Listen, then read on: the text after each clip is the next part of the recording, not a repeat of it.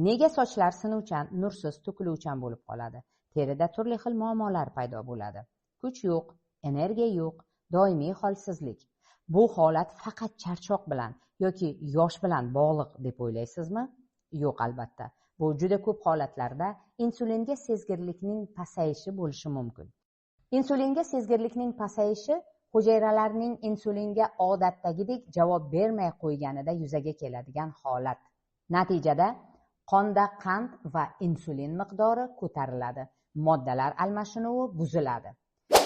Albatta, e'tibor berish lozim bo'lgan belgilar. Shirinlikka ro'jo qo'yish, ovqatdan keyin og'izdagi achchiq ta'm, kayfiyatning keskin o'zgarishi, to uyquchanlik, to asabiy faollik, ortiqcha vazn, ayniqsa qorin sohasida yig'iladigan yog', toshmalar, turli ugrilar, terining quruqligi, ertachi ajinlar, bo'yin yoki qo'ltiq ostida papillomalar chiqishi, teridagi, ayniqsa bo'yin, qo'ltiq, ko'z atrofidagi, tirsaklardagi qorayishlar, ya'ni akantoz, ovqatdan keyin og'irlik hissi, dam, gaz to'planishi. Yetarli miqdorda uxlagan bo'lsa-da, uyquga to'ymaslik, doimiy charchoq hissi.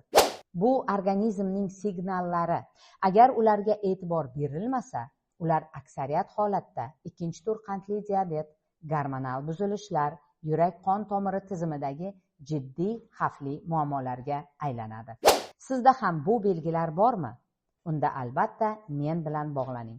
Bu muammolarni bartaraf etishingizda yordam beraman. Post foydali bo'lgan bo'lsa, do'stlaringizga albatta yuborib qo'ying.